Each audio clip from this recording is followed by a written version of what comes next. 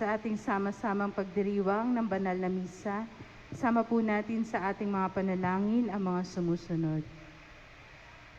Para sa pasasalamat ng Uy family, Oliveros family, Hordias family, Autea family, Fernandez family, De Guzman family, Telmundo family, Cerquinia family, Tan family.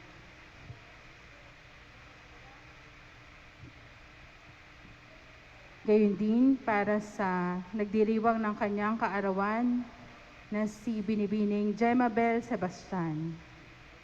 Para sa kagalingan ni na Angelica Velasquez, Araceli Umlas, Gilbert Corporal, Michelle Reyes, John Salacu.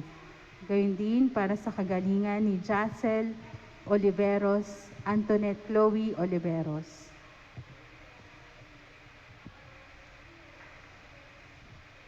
Para sa kapayapaan ng kaluluwa ng ating mga kapatid na yumaong sina Lani, Ernesto, Consuelo, Rafaela, Domingo, Senior, Rebocata, Ramonita, Samuel, Don Levi, Alfredo, Rodrigo, Lilia, Josefina, Alberto, Abelardo, Maria Vicente, Jesus, Jeronimo, Arnel, Virgilio, Gloria, Rosalinda, Aurolberto, Juliana, Julian, Agnes, Jelly, Revillo, Elena, Amado Senior,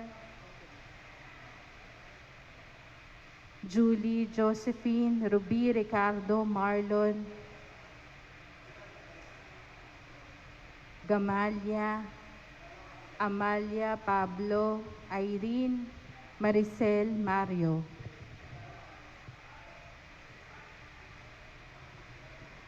At para sa pasasalamat ni Lina Dizor.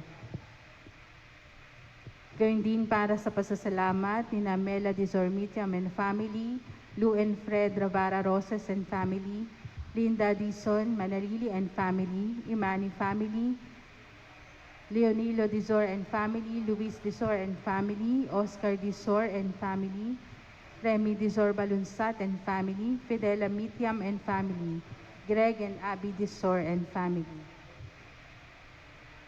Para sa kapayapaan ng mga kaluluwa ni na Edgardo Eliseo Maxima, Herman, Margarita, Victoria, Ruben, Mark, Ramon Sr., Ernesto Sr., Renato, Jacinto,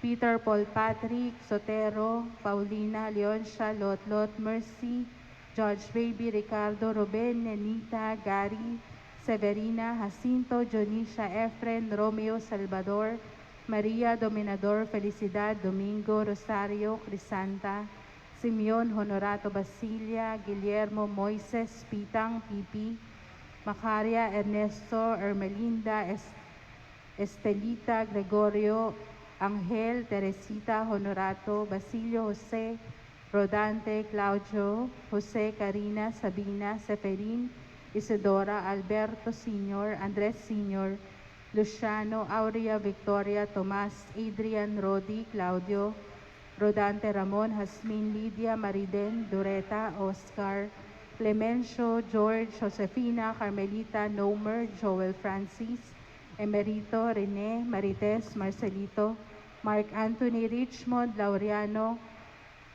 Ireneo, Jerby, Consolacion, Gloria, Carlos Sr., Father Adrian, Maximina, Ofelia, Pablito, Santiago, Leonardo, Emerson, Ponciano, Lolita, James Perry, Danilo, Florinho, Felix, Escolastica, Rolando, Agustina, Ruben, Horace, Emerenciana, Elmer, Florinda, Jose, Nazario, Marta, Noel, Pedro, Serapio, Cecilia, Miguelito, Filomena, Pedro, Azucena, Father Frank, Oscar, Nilda, Edgardo, Henry, Estrelita, Jimmy, Leon Mario, Rodolfo, Violeta, Mabel, Librada, Honorio Jr., Abelardo, Teodora, Marina, Jose, Dexter, Francisca, Lionel, Porfirio, Benito, Rodrigo, Catalina, Reynaldo, Arnel Avelina Rizalin, Reynald Dioncia, Orlando Bayani, Mendrado, Nestor, Roberto Sr., Pablo Sr., Esther Delfin Rosario, Rufina Clemente, Antonio Margarita Benito, Juliana Rafael Marciano, Felix Elisa Julito Belinda, Myra Jean. Gayon din para sa pasasalamat ni Divine Ramos and family.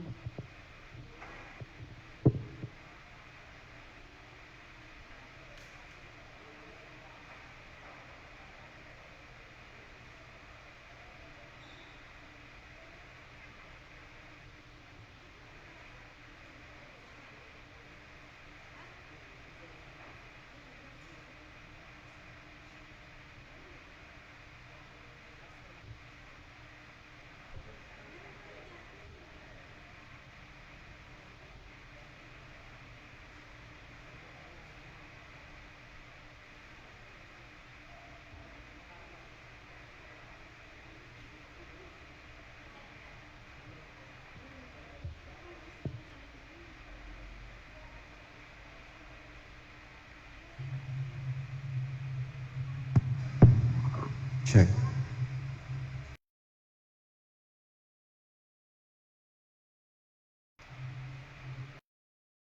Check.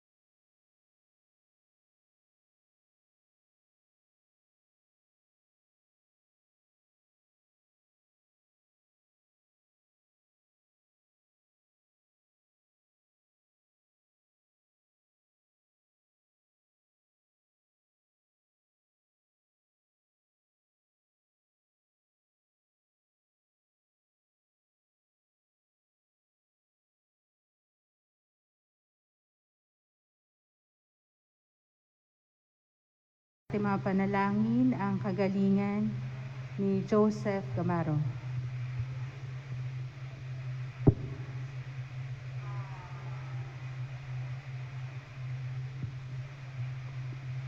Inaanyayahan po ang lahat na pagkatapos po ng ating misa ay manood sa ating gaganaping Tenebre at Makaisa.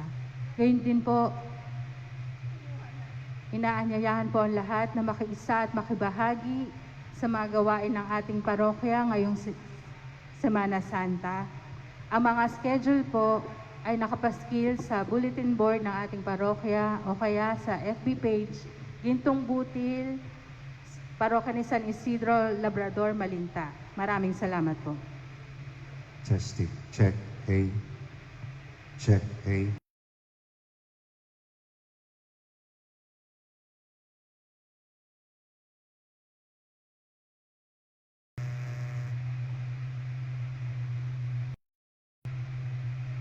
Bukas po, Huwebes Santo, ang oras po ng ating banal na misa ay sa ganap na alas 4 ng hapon. At susundan po ito ng pagbabantay ng Santissimo Sacramento. Ang mga schedules po ay magsisimula 6 o'clock ng gabi hanggang 12 o'clock ng madaling araw.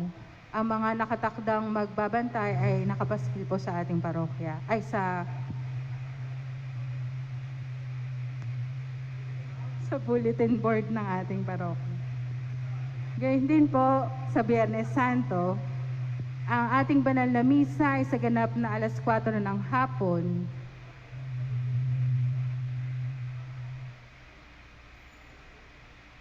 Magkakaroon din po ng pamparokyang daan ng krus sa Biyernes Santo sa ganap na ika-4 ng umaga. Gayon din po, ang paggunita sa pagpapakasakit at pagkamatay ng ating Panginoon ay gaganapin sa ganap na ikatatlo ng hapon at susundan ng prosesyon ng paglilibing sa ganap na ikalima at kalahati ng hapon. Ang lahat po ay naanyayahang makiisa at makibahagi. Maraming salamat po.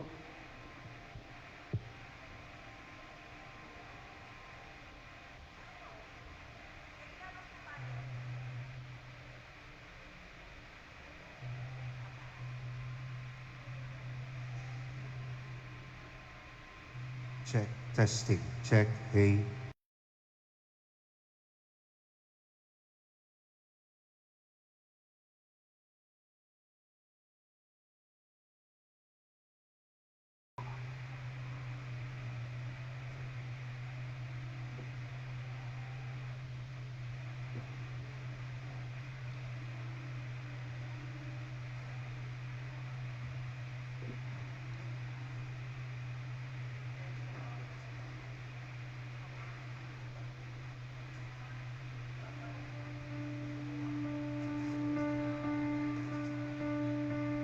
Check, testing, check, hey. Testing, check. Testing, mic, check, hey, hey.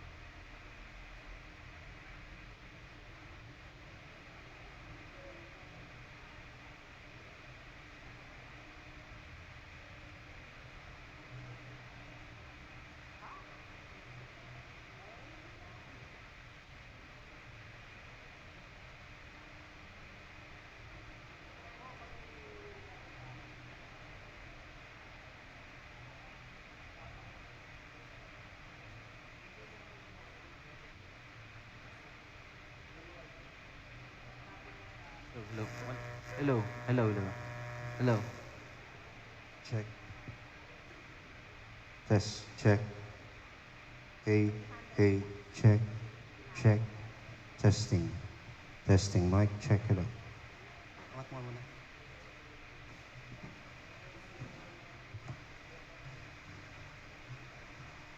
Testing, check, hey, testing, check, hey, testing, testing.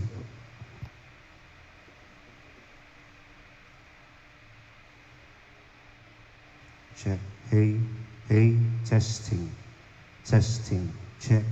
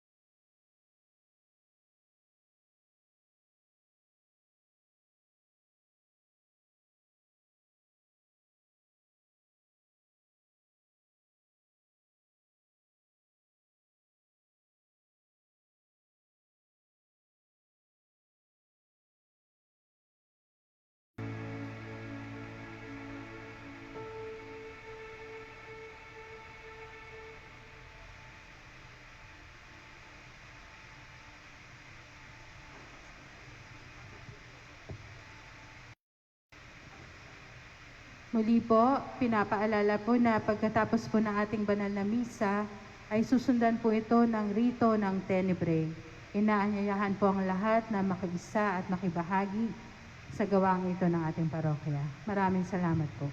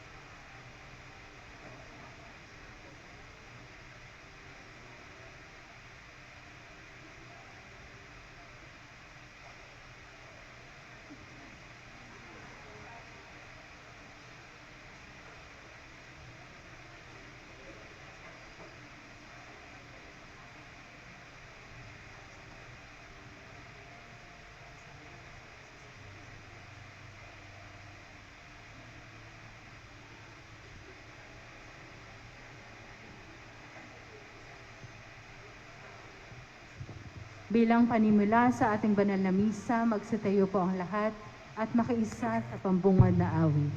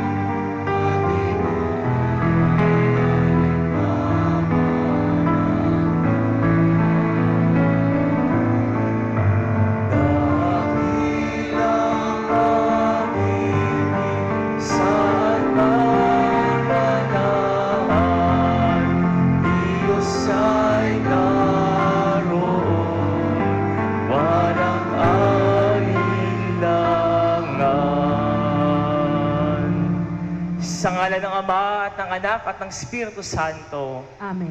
sumainyo ang Panginoon, At sumaiyo rin. mga kapatid, upang maging marapat tayong gumanap sa banal na pagdiriwang, aminin natin ang ating mga kasalanan. Tayo pong lahat, inaamin ko sa makapangyarihang Diyos at sa inyong mga kapatid, na lubha akong nagkasala sa isip, sa salita at sa gawa at sa aking pagkukulang. Kaya isinasamo ko sa mahal na Birheng Maria, sa lahat ng mga anghel at mga banal, at sa inyong mga kapatid, na ako'y panalangin sa Panginoong ating Diyos. Kawaan tayo ng makapangyarihang Diyos, patawarin tayo sa ating mga kasalanan, at patnubayan tayo hanggang sa buhay na walang hanggan. Amen.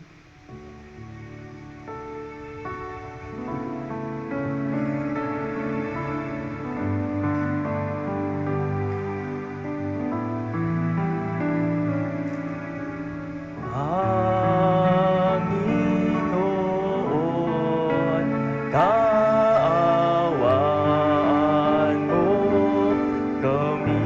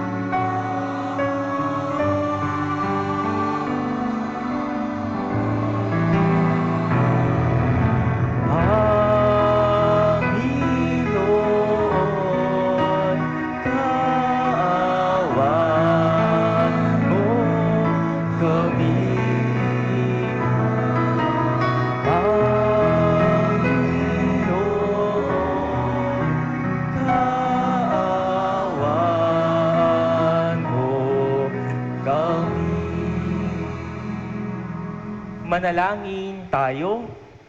Ama naming makapangyarihan, niloob mo ang iyong anak ay mabayubay sa krus para sa aming lahat upang ang paninili ng kalaban ay kanyang mabigyang wakas.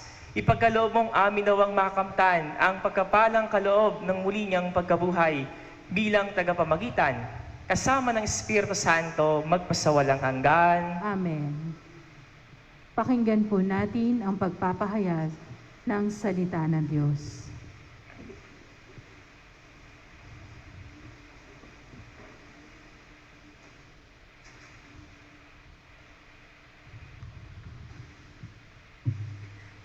Ang salita ng Diyos mula sa aklat ni Propeta Isaias.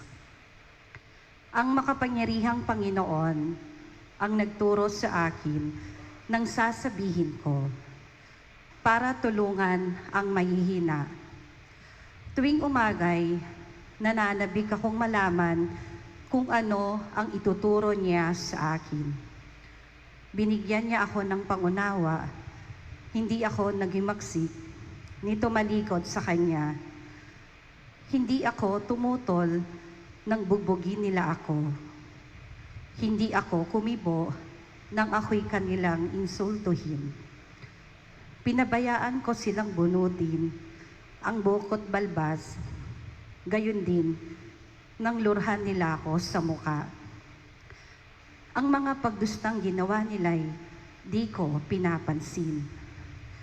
Pagkat ang makapangyarihang Panginoon ang tumutulong sa akin. Handa akong magtiis pagkat aking batid na ang sarili ko'y di mapapahiya. Ang Diyos ay malapit at siya ang magpapatunay na wala akong sala. May mga ngahas bang magabla sa akin. Magharap kami sa hukuman at ilahad ang kanyang bintang. Ang Panginoon mismo ang magtatanggol sa akin. Ang salita ng Diyos. Salamat sa Diyos. Salmong tugunan, poon ako'y iyong dinggin sa panahong iyong ibigin. Poon ako'y iyong dinggin sa panahong iyong ibigin. Dahilan sa iyo, ako'y inaglahi, napahiyang lubos pagkasaon siya mi.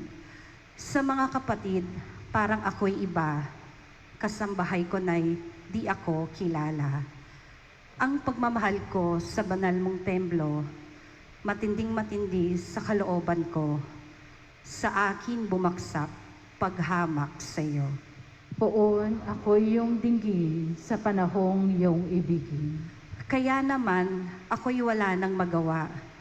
Ang inaasahan kong habag ay nawala. Ni walang umaliw sa buhay kong aba. Sa halip na pagkain, nang ako'y magutom, ang dulot sa akin, mabagsik na lason, suka at tubig ang ipinapainom. Poon ako'y iyong dinggin sa panahong iyong ibigin. Purihin ng Diyos aking aawitan, dadakilain ko't pasasalamatan. Kung makita ito niyong mga dukha, sila ay sasamba sa laki ng tuwa. Dinirinig ng Diyos ang may kailangan, lingkod ng bilanggoy, di nalilimutan. Poon ako'y iyong dinggin sa panahong iyong ibigin.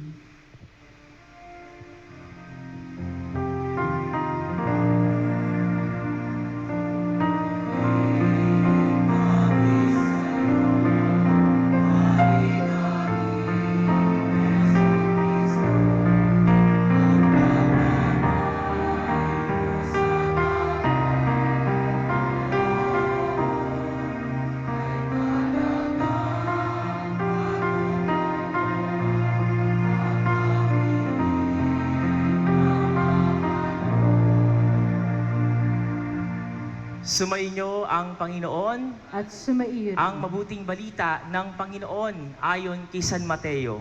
Papuri sa iyo, Panginoon. Si Judas Iscariote, isa sa 12, ay nakipagkita sa mga punong saserdote. Ano po ang bibigay ninyo sa akin kung tulungan ko kayong madakip si Jesus? Tanong niya. Noon din ay binilangan siya ng 30 salaping pilak. Mula noon, humanap na si Judas ng pagkakataon upang maipagkanulo si Jesus.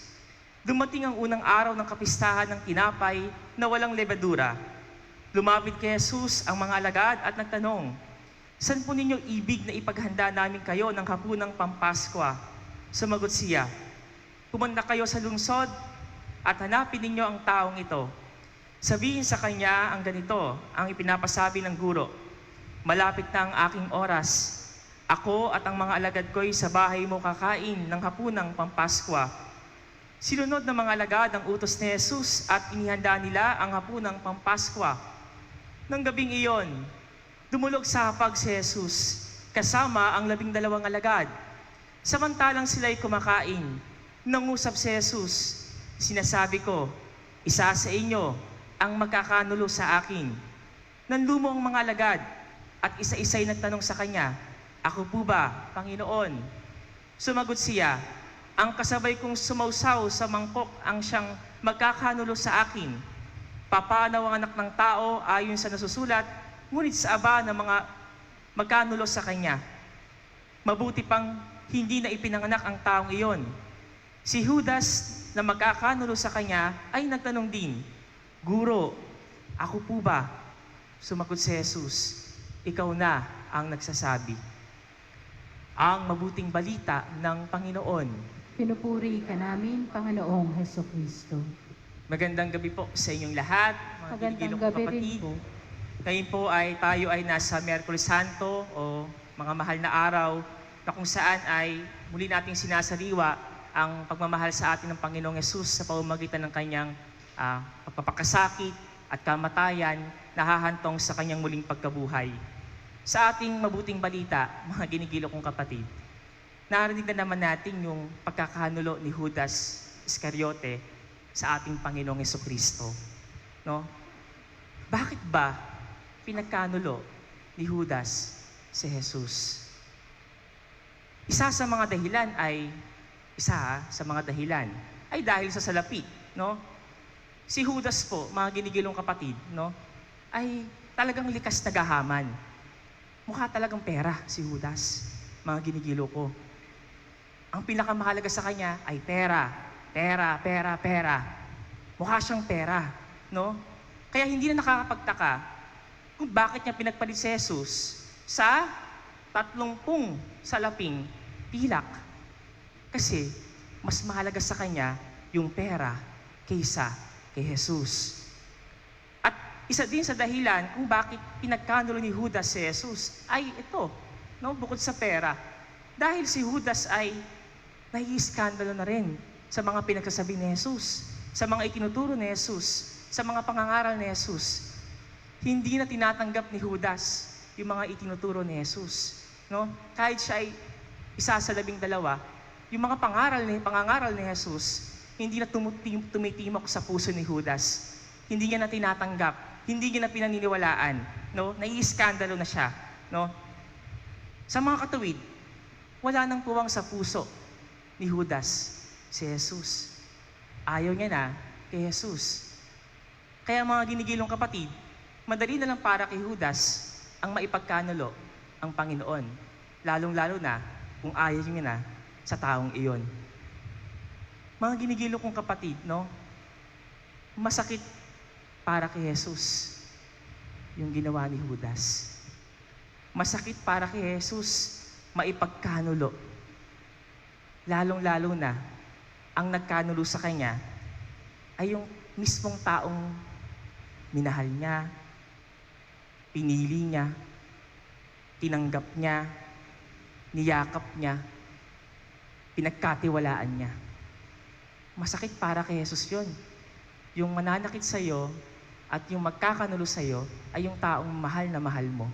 No? Tinrato ng mabuti ni Jesus si Judas. Ang dami niyang ginawang mabuti kay Judas. Binigyan niya ng posisyon sa 12. Jesus appointed Judas as the treasurer of the 12, tagahawak ng salapi. Mga ginigilong kapatid, ang dami ng ginawang mabuti ni Jesus kay Judas.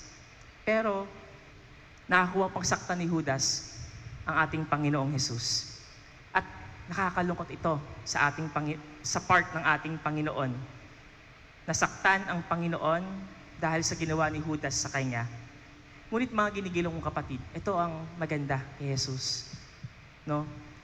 Si Jesus po, kahit ganito yung ginawa sa kanya ni Judas, hindi pa rin nawala sa isip at puso ni Jesus na mahalin at patawarin si Judas.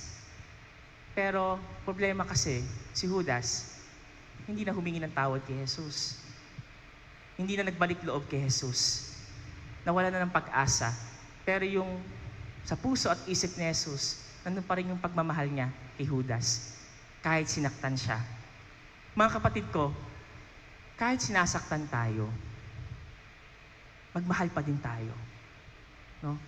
Kahit sinasaktan tayo, magmahal pa din tayo. Katulad ng ginagawa ni Jesus. Remain in love like Jesus. Ang taong in love, kahit sinasaktan, in love pa din. Nagmamahal pa din. Magmahal tayo katulad ni Jesus. Isa sa mga masakit sa kalooban ay saktan tayo ng mga taong malalapit sa atin. No? Yan ang pinakamasakit sa lahat. Na yung mananakit sa iyo ay yung tao pang malalapit sa iyo. Mas masakit para sa atin, no? Ang mga taong malalapit pa sa atin ang magdudulot ng kirot sa ating mga puso. O sa mga magulang dito, masakit para sa inyo kapag mismo ang anak ninyo ang nambabaso sa inyo. Siguro kung yung iba, unawaan nyo pa. Pero kung yung anak nyo mismo ang nambabaso sa inyo, sumasagot yun sa inyo ng pabalang, masakit ito para sa inyo. Masakit ito para sa mga magulang. Sapagkat ang nananakit pa sa inyo, ang gumagawa pa ng hindi maganda sa inyo, ay yung mismong mahal na mahal mo. Ay yung mismong taong nanggaling sa'yo at inalagaan mo. O sa mga magkakabarkada dito, o di ba mas masakit para sa isang magkakaibigan na ang taong maninira sa iyo, mananakit ng damdamin mo, ay yung mga taong malalapit sa iyo, yung mga belong sa circle mo, yung lagi mong sinasamahan. No? Yung pa yung manloloko sa iyo, yung pa yung maninira sa iyo. Sa mga nagtatrabaho dito, masakit para sa inyo na yung mismong kasamahan mo sa trabaho maghahatak sa iyo sa bababa para hindi ka ma-promote. No? Masakit ito para sa atin, masakit ito para sa inyo. Sa mga magkasintahan dito, mga ginigilong kapatid, masakit para sa inyo na yung taong mismong mahal mo, pagpapalit ka sa iba. No? Masakit ito. No? Mga ginigilong kapatid. Mga kapatid, sa kabila ng sakit na naidudulot sa atin ng mga taong malalapit sa atin, huwag sanang mawala sa puso at isipan natin ang magmahal. No? Gumawa pa din tayo ng mga pamamaraan para maiparamdam natin